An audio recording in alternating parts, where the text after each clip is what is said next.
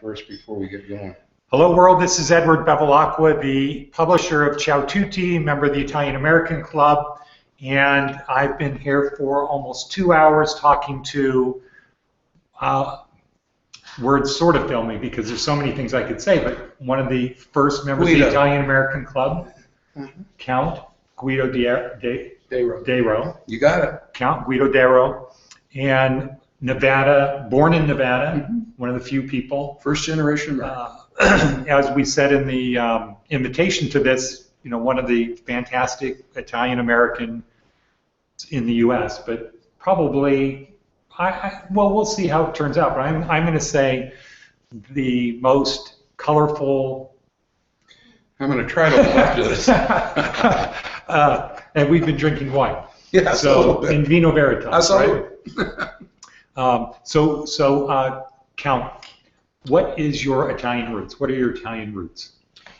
My father was born in Piemonte, in the village of Salto, to Count Carlo Deiro, and the family was ennobled in 1571 by one of the Charleses of France, because Italy didn't exist as a country then.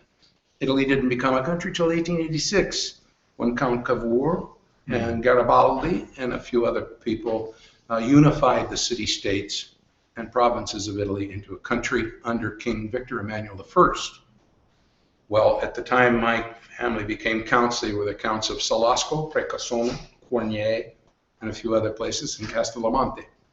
And they were merchants. They were produce producers. They grew fruit and vegetables and milk, and they were like general stores, like J.C. Penney's, and they put them in small communities in that area, and that's how they made their living. So now, but you didn't know this growing up at all. No, I knew nothing about that. I had no idea of it because was it a Mark Twain story of yes, the Prince and the Pauper or something? Yes. Where yes, you, my father, my mother, and my father. My mother was French.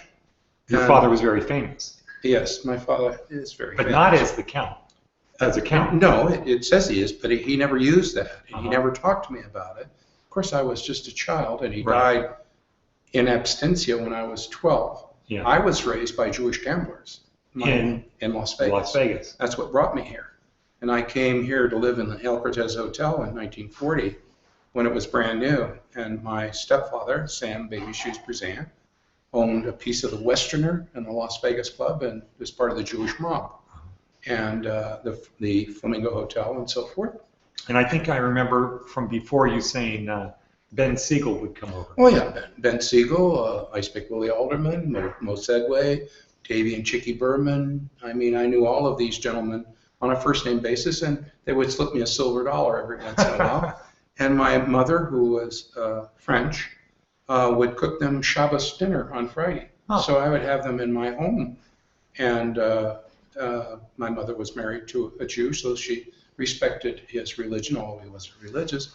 So I was raised in the gambling business. Got it. And knew really only that my dad was famous and that he lived in California and that he was old and he was sick, but that he had a pretty substantial career because he would talk to me. Oh. And he would say, don't forget this, and don't forget that I did this and that. Like Mae West. Yes. It's a different story. We'll talk about that some other time. Yes, Mae told me most of that. Oh, okay. Yeah, because Dad, when I was 12, I really couldn't handle that information, except that he did say that, you know, he married nothing but actresses. He married 3 professional entertainers, Ruby Lang, who was very well known, and Mae West, and then my mother was a French baroness. Yvonne Teresa La Baronne de Foray was her name, and she was like a Paris Hilton. She wanted to be a movie actress, so she divorced him when I was a child. Moved to Hollywood, and that's where she met the Jewish mobsters, because Cohen had it at that time, and it was mostly bookmaking. They weren't street criminals. They loved gambling. They were really hot on horses and gambling. And Las Vegas was a paradise. Yeah, so what was Las Vegas like? It was just a small town, maybe 35,000 people, 1 grammar school, 1 high school. And El Cortez was a great hotel. It was really neat. They had a townhouse at the El Cortez across the alley. I lived there. And so I would be sent to school in California. Went to Elsinore Naval and Military Academy, which most kids from Vegas were sent, or St. John Bosco School for Boys in Bellflower, and Page Military Academy, because there were no schools here. Yeah. You know, they were just grammar schools. Would you come back often? Yeah, well, of course, the whole summer, Okay. or on holidays, things So like that. you have so many things that we talked about that are just people don't experience. Yeah, I've had an interesting life. Howard Hughes, and but what I really want to focus on today is you're one of 11 Americans. Mm-hmm. Italian. Italian Americans. Italians. Well, no, Italians. Oh, just happen to be an American. Italian. One of 11 Italians. So Exactly. all Italians in the whole world, not just. No. Italian Americans. Okay, one of. But 11 I have a Italian. little objection to calling yourself an Italian American. Okay, what's that? Well, I believe in the Italian culture after I've spent the last 40 years of my life learning and living it. Yeah. That I realize that we're losing our cultural identity. I see. And so my children, Yeah. I see that they all have at least one Italian name, like Vincenzo, Roberto, Antonio, Mia, so forth. What about Luigi? And Luciano. And I didn't use my the four-legged one. Oh, and Luigi, our Bolognese dog from Bologna. And my name. You see, I couldn't live under Guido. Because it was too ethnic, even for the gambling business. It got me, I'd get into a fight every 20 minutes in a joint where I was a boss or something, So I used Robert, G. Robert, Bob. Bobby Blue Eyes was my street name. And this went on until I broke away from the gambling business and started businesses of my own. And my family found me by accident. My Italian family had been looking for me because I had been the firstborn son of my father. And they knew that my father had died in 1950. And they knew he had a son. I think you need to be a little bit slower on this part. Go back to the primogeniture. Yeah. You inherit titles of nobility by primogeniture, which means firstborn son. Right. And this is the way it's done on the continent, Italy being on the continent. So they knew. The Catholic Church also keeps track of everybody. When I married Joan, you can go to records in Europe and find that marriage. So everybody knew I existed, but nobody knew where I was. And I wasn't using my Guido Roberto Deiro name. I was using G. Robert Deiro or Bobby Deiro or Bob Deiro. And they didn't know I was in Las Vegas or whatever. It was a German girlfriend going through New York to visit her family that happened to go through New York and saw my name on a music publishing company called Pietro Deiro Music Publishing. So she went in and found my first cousin, Lee. And she said, I'm going with him. And he went nuts and wrote Italy and said, I found him and this and that and the other thing. And I got a nice letter from my cousin saying, and I noticed on the letter that there was a stem, a coat of arms, what we call in Italian a stem. And I noticed that, and it was a very polite and very correct letter. And I thought, I'm dealing with an educated man here. Here I am, a gambler, a dealer. And were you in the auction business at this time, or what? Yes, Okay. I just started. Okay. No, I think it was just before. Okay. Just before, right on the cusp of leaving the gambling business and starting other businesses, the aviation businesses. But most people know me from the auction business because it got the most people here. Publicity. Most people it got here. the most publicity here because you're running those ads every week. And what year was this? This would have been about 1979. Okay, so this is 20 years after you were a member of the Italian American Club. You've been a member for 20 years. More than 20. We used to meet at 6th and Ogden upstairs over the Elks Club in the ballroom. I was underage, and so it's funny. They wouldn't let me drink till I turned 21. Then they gave me a card and let me drink, but I could come to meetings. Now, is that the same card you have, or is it a different card? The second card, the old one you've seen, that says 68 on it. Okay. Phil Mirabelli signed. Yeah. Okay. But it was Nicky Fiore at the Sand, because I worked at the Sands as a dealer. So did he bring in all the Italians into the club? You saw my card. I worked there. So he's the one who invited me. Does he invite all Italians? No, he invited me because I was Italian. Okay. I was the only Italian employee at the Sands besides him that went to this new club. New club. Yeah, and it was all. What was the name of the old club? That club was called it was always called the Italian American Club. Oh, the old club too? Yeah, the old club was called the Italian American. And so the new club was. But not the Italian American Club of Southern Nevada. It was just the Italian American. Oh, okay, got it. And most everybody there was either connected in the gambling business or was a professional entertainer, and that's who was in it. It was a what were you? Which were you? I was in the gambling business. Okay, got it. Yeah, and also I had good credentials because I was primo generazione. I was first generation Italian. I could speak Italian. Yeah. But most of them were Siciliani or Napolitani, and my Italian was Toscano. So they corrupted me. Over the years, I started speaking more like I was from Naples. But you had to go back. Sicily, and I had to learn how to correct that later when I became a count.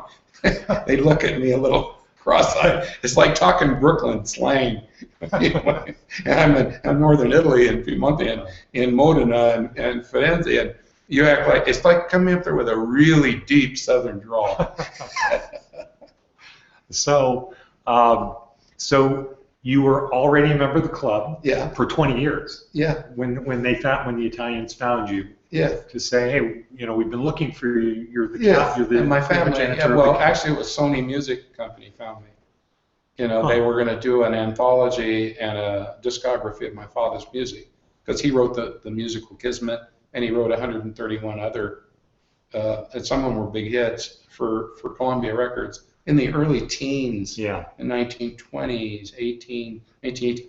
So they were going to do this discography, and Peter Muir was doing it for his doctorate, and he was a performance artist for Sony out of London, and he came here to this house, and in the basement I had luckily kept all of the boxes of memorabilia and ephemera that my father had left me. Now, and accordion. Let's talk about that just for a second, because you have your ID cards. Yes. From the Sands, from the Sands, from the Holiday, from the Aviation. Well, it depends on which career you go into. Okay, but you keep all of that. I kept everything. Variety magazine with your father. I have a garage full, and a basement was a wine cellar full of this stuff. But I donated it after he got done doing all this work. He said, "You're going to change musical history." And I said, "What do I do with this stuff?" Because nobody knew about my father now. Right. And nobody knew he died in 1950. And nobody knew about a connection with Mae West or Ruby Lang or any of that. And so he said, well, why don't you donate it to City University of New York, to the Graduate Center, because that's where I'm getting my doctorate. So we did, and they were very appreciative. They held a concert in New York, and thousands of people came, and they had artists perform my father's compositions. Okay. And one of those artists was Dr. Henry Doktorsky, and he took it from there. And so in a period of 8 years, he reintroduced my father to the world, and Italy found out about it. And when Italy found out about it, because he'd never gone back, then by that time they knew who I was, but now they found out about my dad. That started a whole thing. There is now a government-sponsored Guido Deiro musical cultural association that has concerts and music and in Italy? In Italy, yeah. Huh. And they send me the films. Okay. And I haven't been able to go, so I always send a nice message in Italian so that they read, Right. But you do have to go back because you're one of 11 members of the Guardia di Onore, Tombo del Re. But that's separate from being a count. That's an even higher honor, right? It is a big honor. It's like being a permanent member of the Tomb of the Unknown Soldier. And have to go there every year to march there or guard it. So what happens is a bunch of Italians like me from all over the world who have received this honor belong to the Guardia di Onore. We have a special cape and a beret, special flash, and so forth. And we go and spend 45 minutes in the Pantheon, which is the oldest building in Europe, the one with the oculus in the ceiling. And inside that building is a huge catafalque to the George Washington of Italy, Victor Emmanuel. It's a big tomb. And in front of it are 2 spaces, carpeted spaces, where the guards stand. And they're roped off. And what do you do when you're standing there? We just stand at attention and don't move. And we have a spot on the wall across the tile floor of the Pantheon, about 100 and something feet, and we stare at that. Meanwhile, all the tourists, and the young girls especially, try to get us to move. And most of us are old men, you know, and we have a real tough time, like the guards in England, the horse guards. Yeah. And so you have to go once a year, have a little book, a sign-in with the secretary, and then you stand guard for 45 minutes. Huh. And this is to honor Italy and the royal family of Italy that founded Italy. And now they've just let the king's son come back. I see. Yeah, because after 1947, after the war, the government of Mussolini and the royalty, they ruled out all royalty, and we became a republic, Repubblica d'Italia. Yeah. And the king went into abdication in Switzerland. I belong to that house. My nobility comes from the House of Savoy. That's why you see your tie. And that's why you see the symbols, and on my tie, the symbol of the Royal House of Italy, and then the symbol of my house. Right. And on the house is the symbol of the House of Savoy, because I have Italians come here who are members of the House of Savoy, and many of the things in this room come from Italy. Yeah. But how did I become a count? You have to prove that you're a count. So when I found this out, they came to you and said, "Hey, you're a count," but you then had to go through the procedure to perfect that. Yes. Right. I had to hire an avvocato, an attorney, special attorney. I had to hire the heraldic expert from the Court of Florence, federal court, and Count Ildebrando Coccia Urbani. One of his ancestors was a pope, Urban II, I think. And it took him 5 years and 5,000 American dollars. Wow. About every month I'd have to send about 1,000 lira to cover expenses. And what they did was they went back on all the records. And the Catholic Church has all these records. They were the record keepers of Europe. And so they could go to all the churches and parishes and find the records of baptism, the records of marriage, records of deaths. And so they proved that I was the first of the first of the first, all the way from the two brothers who first were ennobled. From Charles, from King Charles. And by Charles II of France. Okay. And then they called me, wrote me a letter, and I had to fly to Florence and appear before a tribunal of judges in the Piazza España in Florence, in a quaint 18th century, building, a 15th century building, 18th century courthouse. Everybody dressed like it was in the Middle Ages. And how did you dress? I had to be dressed in a black business suit, black tie, and a white shirt. I see. Okay. And my wife had to be dressed properly too, because this was going to make her a countess. I see. Right. So they read all of this information in florid 18th century Italian, which you didn't understand. Which I could hardly understand. And then finally, Count Coccia stood up and read the actual letters patent. It's called letters patent. If somebody claims nobility, they should have letters patent. And then he read it. And the words that set in my mind were that I could call myself a count and noble of Deiro, but it said in Italian, in tutti atti pubblici e privati, in all acts public and private. And Italy doesn't recognize the royalty or nobility anymore, officially. But they respect and like their people. But your letters of nobility are signed by the Attorney General of Italy. Francesco Fleury, who is a very famous Attorney General. He was a guy who fought the Red Brigades when they almost destroyed northern Italy, robbing the banks, the communists. Yeah. So he signed it, and then it got posted. A guy in funny-looking little shorts in the 15th century runs out into the piazza, and they sound a horn, and they nail it to the door. Wow. And then it gets recorded in The Hague. And The Hague keeps a worldwide. I didn't know that. Yeah. Now, do they do the sword thing?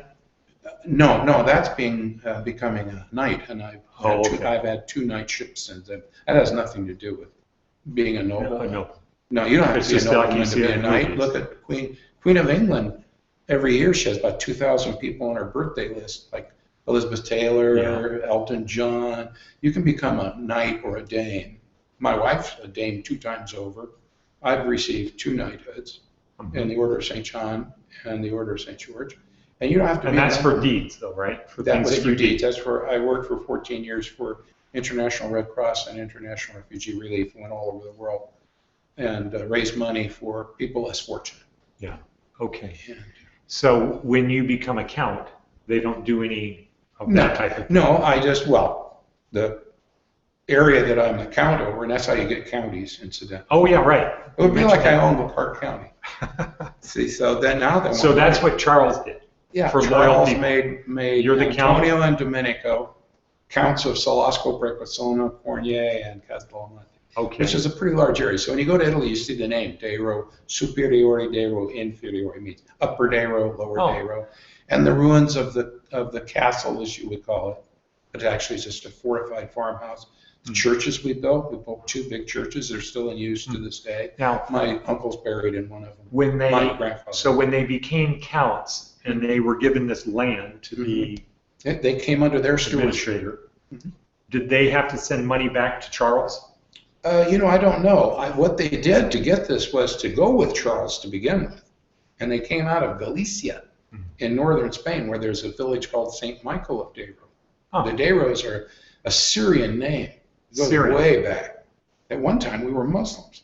Wow. And we came into Must have Spain been when the during the Muslim Inquisition. invasion of Spain. Decided Yeah, the convert Muslim rather than invasion die. of Spain. Well, we started out Christian Okay. in Syria.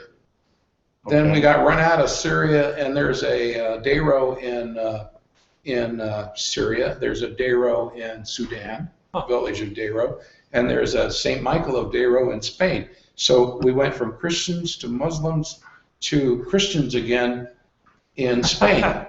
And the 2 brothers, Antonio and Domenico, got left out. They weren't the firstborn sons of anything. But in those days, you gave your money to your oldest son. Right. So when Charles went on this conquest of all of Europe, including the city-states in what was to be Italy, they threw in with him. They didn't have anything else to do. They were young guys, and they knew how to handle themselves militarily. So they Must have pledged. been pretty smart. Yeah, they pledged a fealty, what's called a fealty of men and armor and horses. So I don't know how many guys they brought. They may have brought as little as 30. Okay. They may have brought as many as 100. Oh. But it was important. Yeah. So he immediately made them like captains. Got it. And then when he started down through what is Italy now, we came to that one pass, which is Deiro. Huh. That's the river Orca flows through into Okay. the Po River. He said, will you cover my 6, cover my rear end? You guys stay here so somebody doesn't come in behind me. Got it. And they did. And they fought a couple of battles and kept the Germanic people from coming in behind him and capitalizing on what he did. He liked that. So when he come back through, he asked them what they wanted to do. They said, we'd like to stay here. So he made them the counts of Salasco, Precosona, Fournier, and Castellamante, and they ended up, that was a big deal, and they became counts. So that was Antonio and Domenico. And the church has all those records back to that. And so it went all the way up through your dad, but he didn't really perfect it or something? Yeah, my grandfather, Carlo, was a tyrant. Tyrant. He was a tough guy. And he wanted my father to first to be a lawyer. Second, he wanted him to run the business. And third, he wanted him to marry the ugly competitor's daughter. Okay. And my dad was a handsome guy, and he liked music. He was very, very musically inclined. His uncle Federico gave him an ocarina, and by 5 years old, he could play it. The ocarina is from Northern Italy. Oh, I didn't know that. Yeah, and so Dad knew he had a musical talent. He was composing already at about age 10. So by the time he was 19 or 20 and Carlo wanted him to do this, he ran away from him. Ran away. And he started playing the chromatic and semitone accordion. And he was the virtuoso. And then they sent him to the U.S. And that led to him being introduced to the piano accordion, naming it, popularizing it all over the world, and becoming world famous. Now, did he work for the manufacturer of that or something? Ronco Antonio. Yeah, Okay. well, he's still making accordions after 160 years in Castelfidardo, Italy. They hired him, and they wanted, in those days, in order to show a product, you had to go to World's Fairs. Oh, yeah. In America, they were having the Pan-Pacific Exposition to commemorate the opening of the Panama Canal. And they were holding it in Seattle, San Francisco and San Diego. Huh. And they said to my dad, we want you to take 2 of the new accordions, which was called the Sistema Piano Fisarmonica in Italian. Okay. And wasn't named the piano. Say that 3 times. Yeah, it had a piano keyboard on it. My dad got a really great teacher, and he was virtuoso. Said, we want you to take our accordions on a ship and go to Seattle and put it on Bay Street, where it demonstrated. While he was demonstrating the accordion on there, a guy named Frank Buto, Italian, Franco Buto, he owned the 2 saloons, big saloons in Seattle, the Jackson Saloon and the Washington's. He says, how much are they paying you from Italy? And my dad says, $35 a week. Which was good money. Well, that was good money. I'd be like getting $500 a week, $600 a week now. I think more than that. Maybe more. Maybe more. I think at $3,000. No, say 1909. Yeah, I would say maybe like 3,000 a week. Yeah, 2,000 a week. Yeah. 3,000. So he said, I'll give you $45 a week if you come and play in my saloon, because that was the only kind of entertainment. Yeah. There were no movies, radio. Right. He wasn't even phonographs. So my dad dropped Bronco Antonio and started playing in the saloon, and then the accordion broke. So he had nowhere to get it fixed. Nobody knew how to fix a piano accordion. So it was an outfit called Guarini in San Francisco that fixed chromatic, semitone, button accordions. So he took a boat down to San Francisco in 1909, and they fixed the accordion, and they improved a few things. And they based upon his suggestions. And they, the guy who played it. Huh? Based upon his suggestions. Yeah, based upon, yeah, he made some modifications. He added the fifth and diminished chords on the bass. He extended the keyboard, so because he wanted to play more important music, more involved music, and he adjusted the angle of the keyboard, and he was just brilliant on the accordion. To this day, on YouTube, there's a couple of postings. Couple? Yeah. There's a lot. Nobody's ever played like he played. He had a touch that even, and these accordions were made out of celluloid, wood and brass and leather, and not like today's accordions, which are now electronically enhanced. So, make a long story short, they asked him if he would give a demonstration in front of the factory, Guarini factory, and like 400 or 500 people got in the street because it was a part of San Francisco, North Beach, which is all Italian, still to this day, Italians. Yeah. And so a lot of Italians got out there, and in the group, though, was a guy named Sid Grauman, the man who built Grauman's Chinese Theater eventually. And he was a booking agent for the big-time entertainment. And that would be like a Keith circuit, the Orpheum circuit, vaudeville. And he loved my dad. He said, my God, you're great. So he became an instant headliner and signed a contract. Original contract, which I have, was for $400 a week in 1910. That was a fabulous amount of money. And Dad had a career that lasted 30 years till the Depression. Wow. And he popularized the accordion. He named it first to play records. And he didn't do anything with his Count. No. Mae West, when he married Mae West, she knew he was a Count, and there are things on the site where she was quoted in the newspapers, my Count, or the interviewer that an interviewer said, well, the guy's name is Count Deiro. Got it. That was the only thing. Dad he always wanted to use the name Deiro, just Deiro, which was hard enough. They always misspelled it, D-I-E. Well, you know, it's sort of with having those 2 vowels right next to each other. You, I think we naturally think you have to break it into another syllable. I've been plagued with it. Deiro, it's like Deiro, Vieira, Deiro. You know, like Portuguese Vieira. Yeah. Where but it's actually, it follows the English language rules. I before E, except after C, except pronounced when neighbor and way. So it's Deiro, D-E-I-R-O, Deiro. So it does follow the rules, but nobody follows the rules. Now, does it mean anything? Day means God. No, it doesn't. There isn't. It's not the real word for God. Well, wait a second. God, I'm very wrong. Boy, my dad would have kicked me right in my behind. Deiro means point of, like place of, point of. Like in Deiro, in Italy, there's a Deiro Nero. That means black point. And I'm sorry to say that I forgot that in like Syria, a geographic point, and in Syria, Deiro is the name of the men who live in monasteries. They're called Deiros. If you look online, you'll find they're called Deiros. So the name is very old and has never been corrupted, and it means the same thing in Arabic. So, and a lot of people hear my name and say, "Well, he's not Italian." but I am. You know, there are only about 92 Deiros in Italy. If you go on that, you can go on that thing where you find out where all the Deiros are. Well, that's interesting. So this is kind of like Henry Kissinger said, it's a remarkable story and has the added benefit of being true. Yes. Your life. And just all of these things going back. Becoming a Count has its good and bad aspects.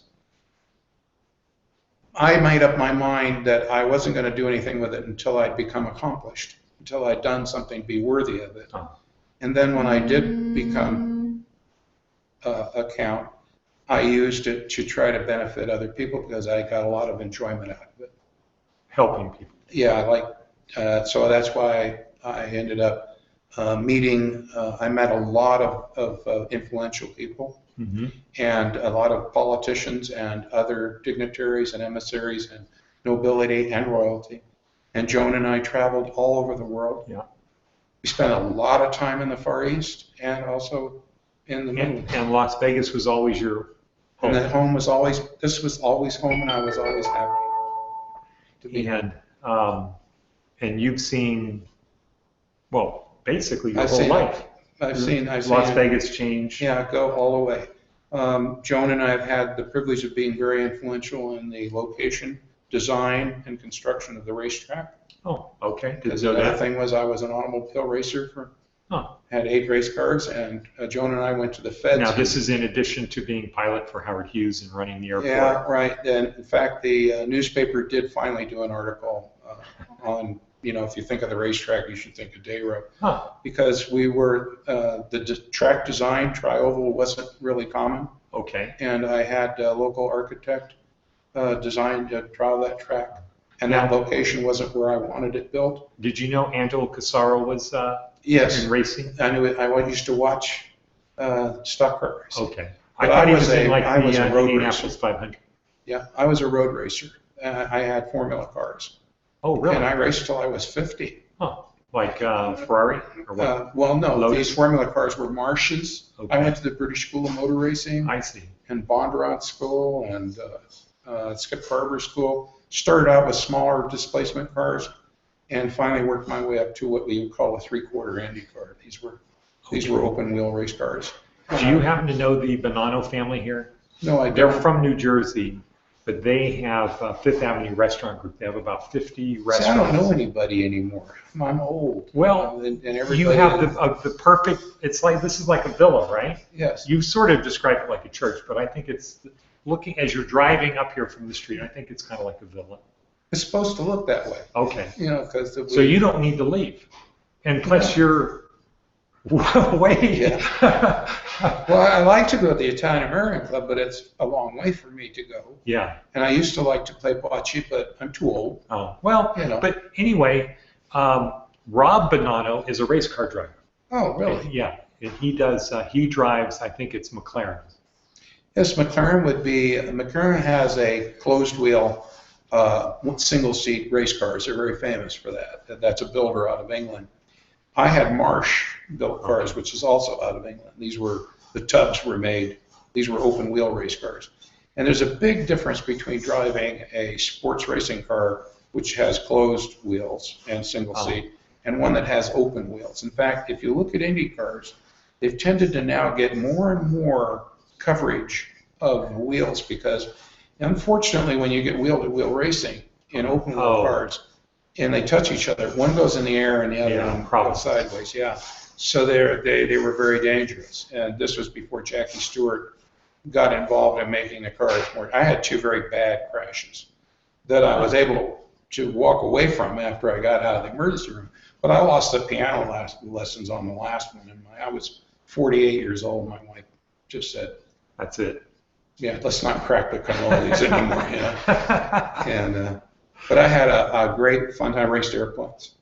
And, I didn't know that. Yeah. How about boats? Yes. You raced boats? Yeah. In fact, we had great boat racing here in Las Vegas up until about the late '60s, and we also Vegas can claim to have the first national air races. Oh. Remember I showed you my credentials and so forth? In 1968, we had 2 national air races before Reno instead ever got to have the national races. We had, believe it or not, we had a national air race in Boulder City, And we had a national air race at Old Thunderbird Field, which is now North Las Vegas Air Terminal. So when you knew Howard Hughes, was he done flying racing planes and doing stuff like that? Yes. That was when he was young. He had sold TWA and So had he had a lot of money. check $500 million. Which was big, big money. Big money. He was still very intelligent, very cognizant, one of my heroes. And I was the manager of North Las Vegas Airport, but also had my own businesses there with Ralph Engelstad. I see. And we had created North Las Vegas Air Terminal. Ralph Engelstad from the Imperial Palace? Yes, Ralph had bought it out of bankruptcy, and I were drinking buddies. Oh. And Ralph was a pilot. And so I knew he was a car collector. And later, yeah, he was big into Mercedes and all of the big German cars. Yeah. Which got him in trouble eventually. Like he had Hitler's. Yeah, well, when you buy those big German cars, you get a lot of memorabilia with them. And Ralph Engelstad was a Norwegian from North Dakota, and he was no more a Nazi than I am, but he was also very ribald and had a broad sense of humor. And he and I made a great team. We used to hang out together and get tight in Caesar's Palace. One night I burnt my draft card in Caesar's Palace with him. We were crazy. Well, Ralph, without telling anybody, sold the airport and all the property around it to Howard Hughes. Didn't even tell me. And one morning he told me when I came into work, and he says, I've sold the business to Howard Hughes. They're going to be here tomorrow morning at 9. Now, did you know who Howard Hughes was? I knew, of course. He was one of my heroes, along with Charles Lindbergh, because Wiley Post, and everybody. Yeah. And I was a QB at the time, so I knew who all the famous guys were. And he says, and they want you to stay. QB is Quiet Birdman. Quiet Birdman, yeah. So sure enough, the next morning, John Seymour, who was Hughes' personal pilot, showed up from the aircraft company and gave me the rules. Says, first you're going to change your name, and you're going to become G. Robert Deiro. It sounds very Mormon. Yeah. Okay. And no more Guido Deiro. No more, not even Bob. What did Howard Hughes call him? After I hired Helen Holland as our secretary, and she came from MacDill Air Force Base. She was the secretary to the base commander general. And when he put the word out, a bunch of women answered for this executive position for me. Yeah. And then he had me interview them. They were approved already by Jack Hooper, Hughes Security, and Mr. Hughes. So I picked Helen. She's still alive. She's in her 80s here. And she became my very first secretary. And we've been friends all these years. So and they built an office in the Skyriders Inn Motel, and I lived in the motel. I wasn't married. So I had my own room, and then a few doors down I had converted offices there. And he made me a facility manager. He increased my salary, and everything went really up from there. Yeah. And then she would get a call from him, and he would give her dictation. She had to know how to take dictation. He had a high, squeaky voice that you wouldn't believe it was Howard Hughes. And then finally it got around to what he had really hired me for was not to run that airport, but was to site locate to find where he could build the supersonic terminal. Because he wanted this SST to be based in Las Vegas. He wanted Las Vegas to be the center of international travel supersonically. So my real job was to take company aircraft and cinematographers from his RKO theaters, movie place, and fly around and find like El Dorado Valley, Mormon Mesa, Gene, and try to find a location using the specifications that you would have to know for a large aircraft. What would its landing speed be? What would its weight be? What was its balance field length be? All of these things, and I knew those because by that time I'd become an airline. Were there many places? Yeah, I picked where they're going to build the new Gene Airport. I see. And he liked Mormon Mesa. What did he call you? Did he call you G. Robert? G. Robert? Yeah, there was no hail fellow, well met. I called him Mr. Hughes. And there was no buddy-buddy. Yeah. Even if he took him on a flight even though he became also because of my hotel background. Then he had a man who not only was heavy in aircraft, but also had a gambling and casino background. So what would happen is people like William Randolph Hearst were friends of Hughes who would come to Vegas and expect to be entertained Oh. by him, or Gene Peters, or Norton Simon, or any of these huge people, C. Arnold Smith, other billionaires. And they couldn't understand why they wouldn't get to see their buddy Howard. He wasn't seeing anybody. Because he was, you know what the reason was? Not because he was drug addled or anything. That happened later. He didn't want to get served. Oh. Everybody in the world wanted to sue him. So if he stuck his neck out somewhere, he was going to get a constant server. They'd have gone to any limit to do that, including corrupt me. So anyway, when they came to town, they had to find somebody who they could trust that also was intelligent enough to say the right thing and knew what not to say and entertain them. So I got elected. So even though I was working for the Hughes Tool Company, not Nevada operations under Bob Mayhew, I was working for the Hughes Tool Company, and Mr. Hughes and Bill Gay and Howard Eckersley, the members, guys we called had the keys to the cage. Yeah.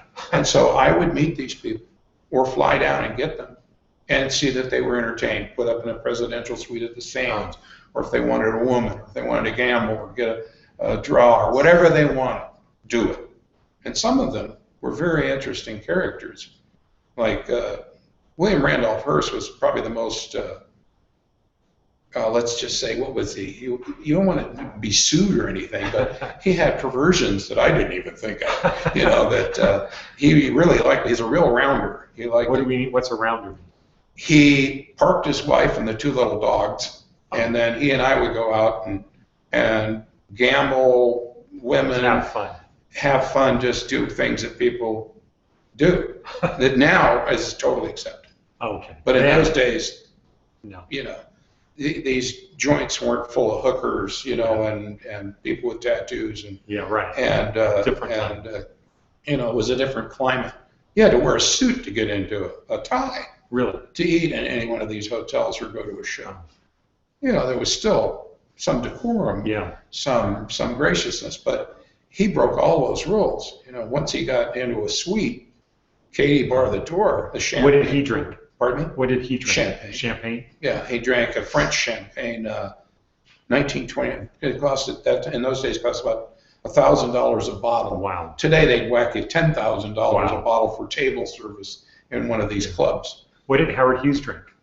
I never saw him drink anything. Oh, ever? I never saw him drink water. Oh, Nothing. You never saw him drink milk? I drank Johnny Walker Black. Okay.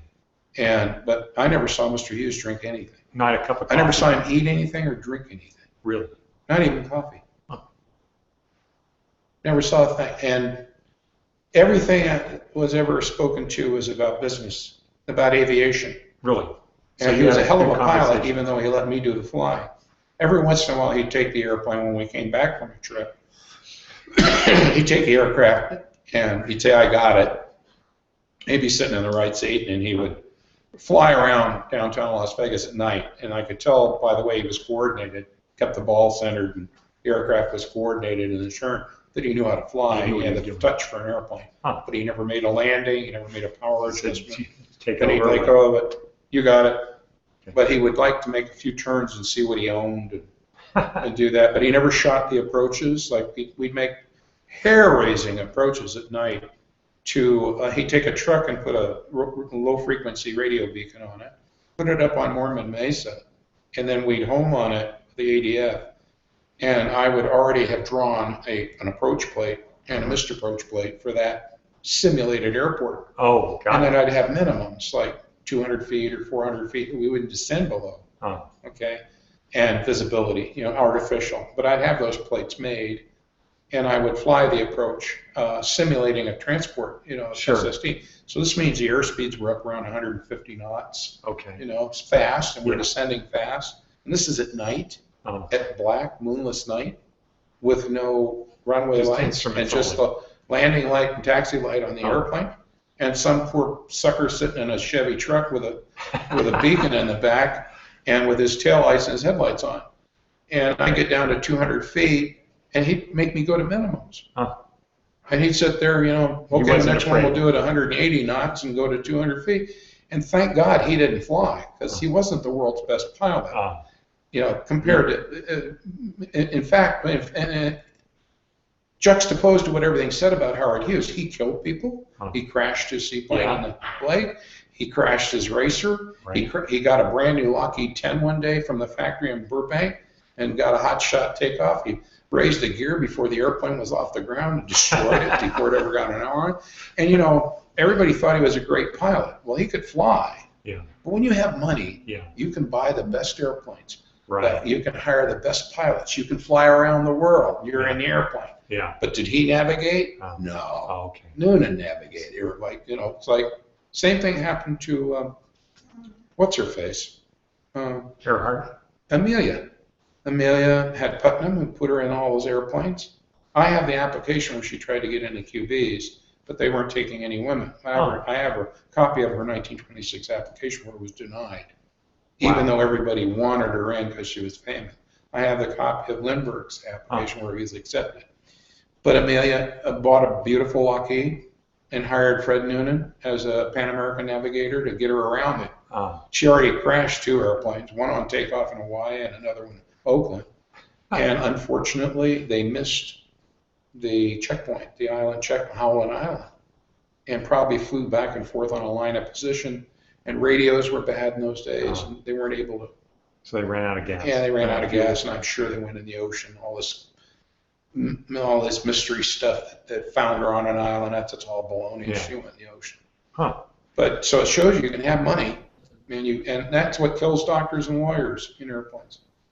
They have the money to buy high performance, complicated aircraft, but they haven't the time that you need to dedicate, like what happened to John F. Kennedy, Robert Kennedy. Oh yeah, John Kennedy Jr. He bought the airplane. He didn't have much time in it. Yeah. It was complicated. He had a fog or something like broken that. right leg. He'd been working all day long. He was tired. And he left the shoreline where there was lights, turned right to go out to the island, which was pitch black, and wasn't able to fly the airplane manually. He should have just turned the autopilot on. And he didn't. So he went into a graveyard spiral, made 1.5 turns, and flew into the water and killed the 2 ladies and himself. Yeah. Wow. He had the money to buy the airplane, but didn't have the time and experience to. Well, let's just change subjects for one quick second. What do you see the future of Las Vegas?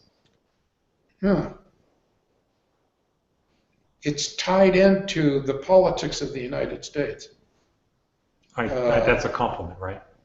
No, it isn't. Oh, it's not. Okay. No, it isn't.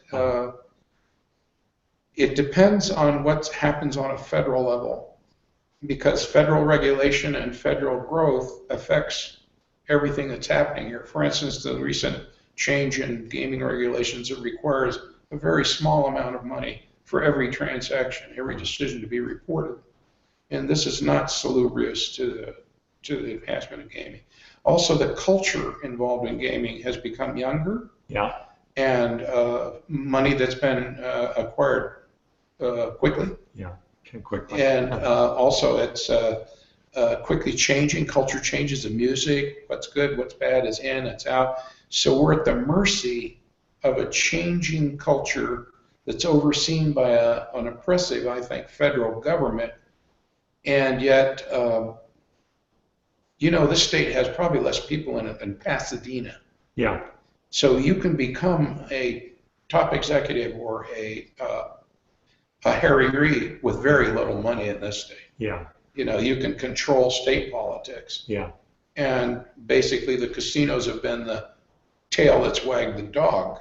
Okay. But there's been people trying to bring the state back into where its economy is diversified, like Tesla. Yeah. And I hope that they reopen the test site. I'm a pro Yucca Mountain because I've studied it. Yeah. I'm pro. I mean, we could get $500 million a year. Our taxes wouldn't be. We have the highest automobile registration taxes. Our real estate taxes. Somebody's got to pay. Yeah. And the casinos don't want to pay. That's true. And true. Also we have absentee ownership. When I was in the gaming business and in business, those who owned the businesses, we lived here. And we worked together, Jews, Christians, and Mormons, and it had a sense of community. You knew who lived across the street. We used to hold fundraisers, like when the Mormons built their their cathedral, their temple. I would hold fundraising for them. Some people thought I was Mormon. Well, those days it's scattered out. It's not the same sense of community. Got it. And that's why Italians should remember they're Italians, or they're going to be extinct. Yeah, well, and that's I think a great way to kind of conclude this is that the Italian American Club, you were there in the beginning, before the beginning, probably, right? No, I mean I got invited to a club that had already started, but it was embryonic. Yeah. But I know that everybody was proud of their Italian heritage, and other people were proud of Italians and what they had contributed. And we have a great heritage, and that's been expressed in Ciao Tutti. Oh, thank you. Because that's a very good thing. I read it about the history of the Roman Empire, and we can draw conclusions. And as Santana said, those who forget the past are condemned to repeat it, and that's happening now. Yeah. And so I would say that to my fellow Italians to be proud of your heritage and proud of the contributions that your people have made to the whole world. And that's not over with. And that is coming from, you're the only count in Nevada. I think there's a real count that lives in Reno, but I haven't got a chance to meet him. And he's Italian. Oh. Yeah, and I just heard a name. How about California? I don't know. But I really, you know what? I've never run into many members who admit or claim to be a member of nobility. It's funny. I don't run into them in America, in the United States. Well, that's but I know they must be here. Well, but they're crawling all over the place in continental Europe and in England. Yeah. I mean, it's still de rigueur. It's still part of the culture. Nobility has not been a part of the American culture. We ran away from royalty and noblemen. That's true. We came here as citizens to start this great experiment in democracy, and this is a republic. Yes. Well, on behalf of the club, we're very honored and happy that you're a member. You have done a tremendous amount for Las Vegas. Thank you. And we would like you to be a contributor to Ciao Tutti. I see that you have even an Italian politician who contributes, and I read it. I want to compliment you, if I may, Ed, on you have done yeoman service. I've watched what you've done in the past few years. The club owes you a great deal of respect and honor for what you've done. Whatever they pay you, you earn your money. The club is much better in all respects. Well, thank you. And I like your new format. Thank you. Well, I appreciate that. For me, it's very simple. I have my cell phone. Angelo calls me and says, "Boy, I don't want to leave Angelo out. He has been the godfather for quite some he time. has the ideas, and fortunately, I have the time, and he had a vision a few years ago what we need to do, and our goal is to make the world a better place and promote our Italian culture." Well, what I'd like to see is I used to remember the big Columbus Day parades. Okay, well, here's what's happening. One time I was a marshal of that parade. Well, we're not doing the Columbus Day parade this year, but we are doing the Columbus Day gala ball event, Blacktop. That's wonderful, because I'm tired of the new intelligentsia who's operating on God knows what kind of education, slandering Cristoforo Colombo, and Amerigo Vespucci, and I could name Italian after Italian after Italian. Sure. And I'm tired of that.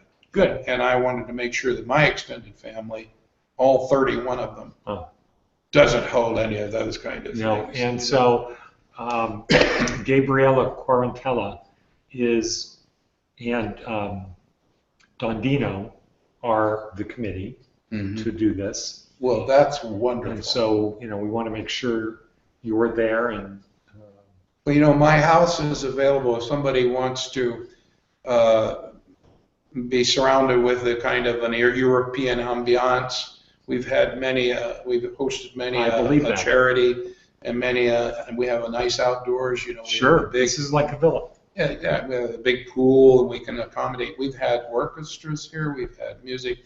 So if you contact me, maybe call you, Sure, it would be okay. loaded on your shoulders, that if you want to do something that would benefit the club or something like that, and you need another venue beside the club, Yeah. let me know. Good. I will. And thank you very much for your time. I smell our lunch is ready. Yes. And The wonderful Countess Giovanna is going to feed us. Great. Thank you. Thank you, World, for being there. Thank you.